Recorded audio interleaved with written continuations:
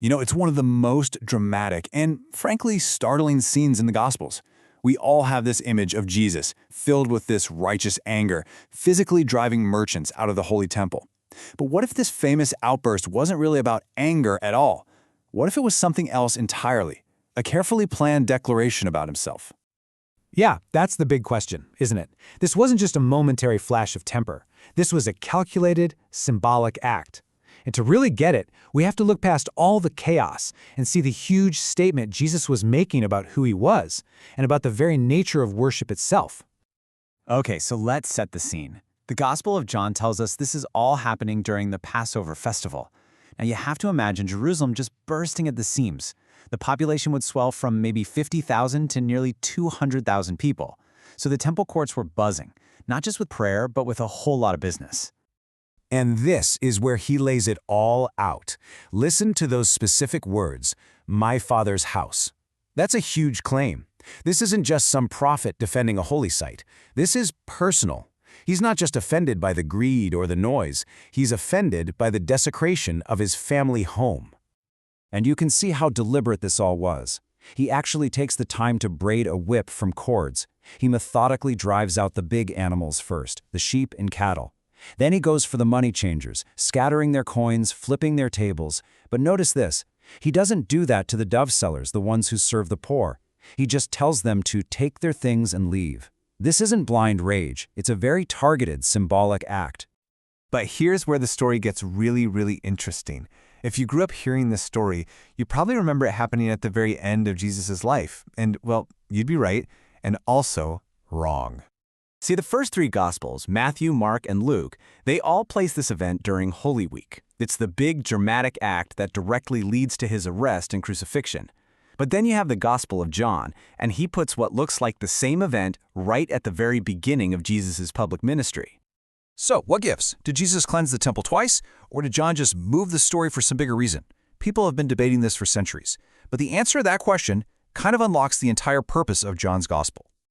All right, so to crack this code, you've got to understand that John isn't just writing a biography. He is building a theological case, and he uses historical events as evidence for a much deeper truth.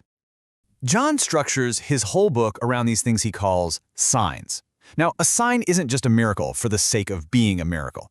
No, it's an event that is meant to reveal something absolutely essential about who Jesus is. It's like a big clue for the reader. And John is super deliberate about his structure. He often uses the number 7, which in Jewish thought is a number of divine completion, of perfection. He highlights 7 specific signs and 7 I am sayings. So by putting the temple event right up front, John is basically waving a flag and saying, hey, pay attention. This is a foundational sign. This is the key that's going to unlock everything else. And this just perfectly shows you John's biggest theme, that Jesus has come to fulfill and replace the core parts of Jewish worship. The old system isn't just getting a little tune-up, it's being replaced by something, or more accurately, someone entirely new. This whole theme kicks off immediately. His very first sign is turning water into wine. But here's the kicker. The water was in these 6 stone jars used for ceremonial washing. So he takes an instrument of the old ritual system and uses it to create something new, something joyful and abundant. It's a symbolic sneak peek of what he's about to do at the temple. So how does this all lead to the climax of the story? Well, after the chaos, the Jewish authorities confront him. They demand to know what gives him the right to do all this. They ask for a sign. And his answer? Well, it's one of the most cryptic and profound things he ever says. I mean, just imagine their confusion. This guy just caused a huge scene to supposedly protect the temple's holiness, and now he's daring them to destroy it? It must have sounded like absolute madness. And of course, their response is totally literal. They're looking at this magnificent building, Herod's Temple, which had already been under renovation for 46 years and still wasn't done. The idea that this one guy could rebuild it in 3 days was just absurd. But they were talking about the wrong temple. And here is the crucial point, the key to the entire riddle. It's in the specific Greek words being used. When John describes the marketplace in the outer courts, he uses the word hieron. That means the whole temple complex, the grounds, everything. But when Jesus says, destroy this temple, he switches words. He uses the word naos. And naos refers specifically to the inner sanctuary, the Holy of Holies. the sacred dwelling place of God himself. And right there, John just gives us the answer key to the whole story. Jesus wasn't talking about the building made of stone and gold. He was talking about himself. He was the true place where God lived on earth.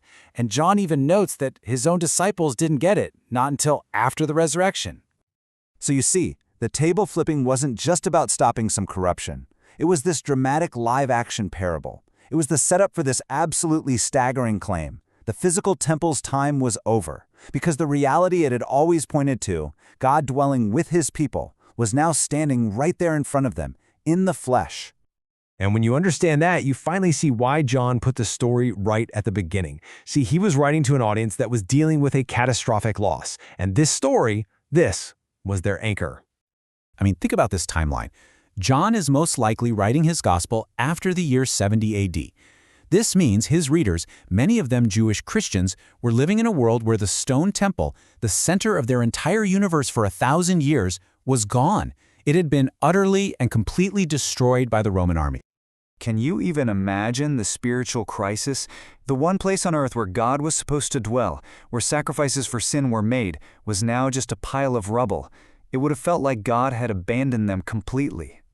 And this is why John's timing is so incredibly brilliant. He starts his whole story by saying, from the very beginning, Jesus declared that the stone temple was temporary. He was telling his audience, you haven't lost the true temple. The true temple was destroyed on a cross, but it was raised up 3 days later, and it can never, ever be destroyed again. And so this dramatic story, with the whip and the overturned tables, it leaves us with a really powerful question. If the place where humanity meets God is no longer a physical location but a person, well, that completely redefines what it means to enter a holy place, doesn't it? It's a challenge that still echoes 2,000 years later.